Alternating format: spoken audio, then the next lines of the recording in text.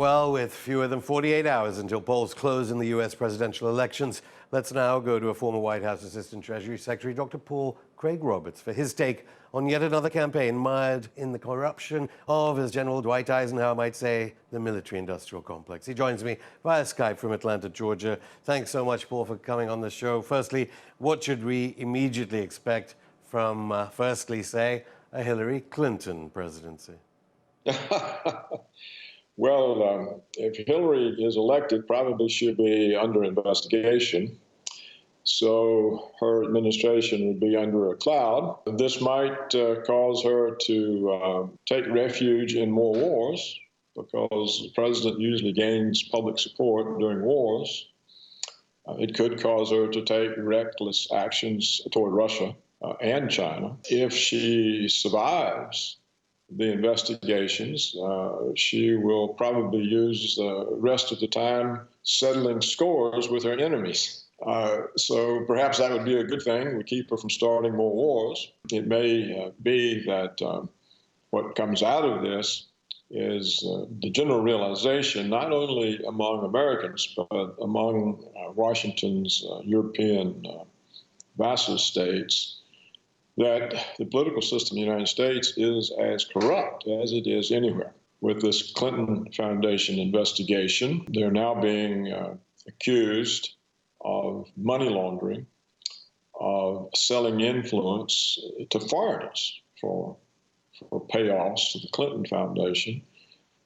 This is very detrimental to the image of a country if a person caught up in that type of investigation happens to be the president of the United States. I don't know to what extent the American people are taking this into account when they vote, but a Clinton presidency would have some good things in the sense that I think it would highlight the corruption that is paramount in the American political system. What should we expect if there was a President Donald Trump this week?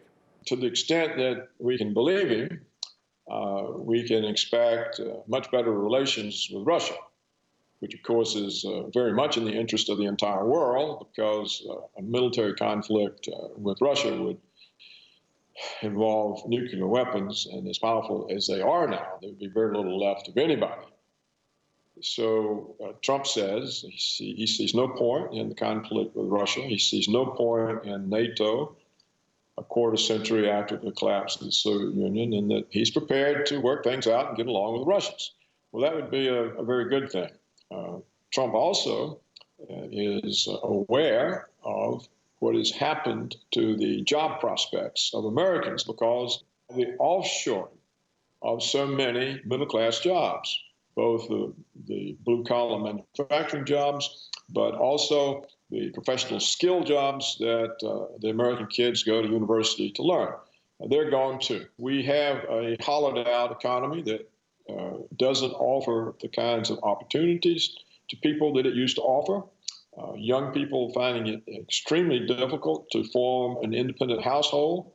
Half of 25-year-old Americans are now living at home with their parents because they can't get employment that pays enough to support an independent existence. So Trump says he's going to do something about the hemorrhaging of jobs that Wall Street forced on the corporations in order to drop labor costs and raise profits. So we'll see. That's a big, powerful interest group for a president to take on.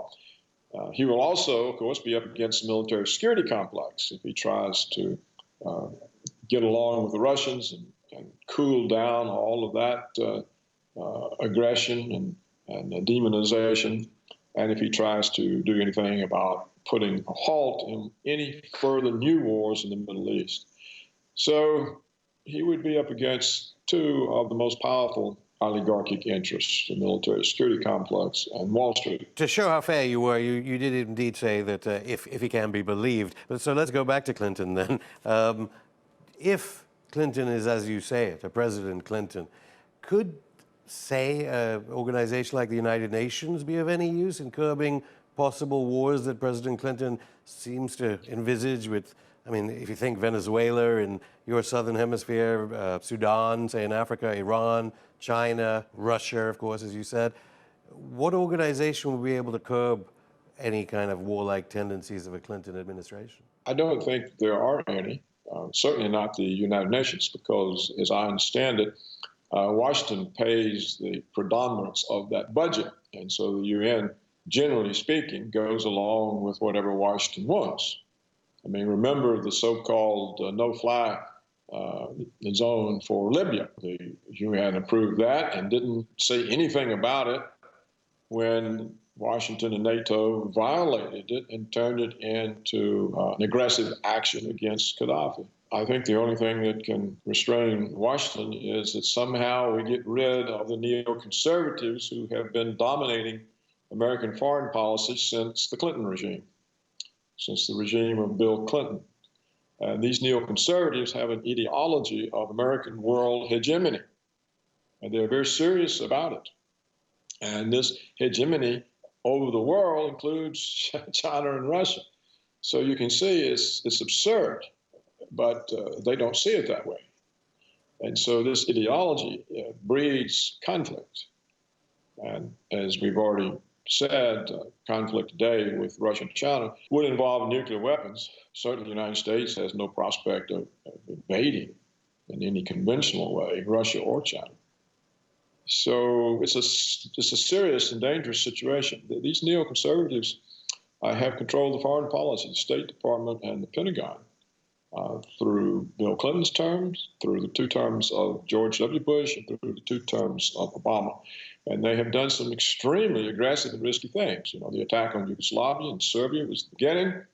Probably the most recent stupid thing they did was to overthrow the government in Ukraine. Paul Craig Roberts, thank you.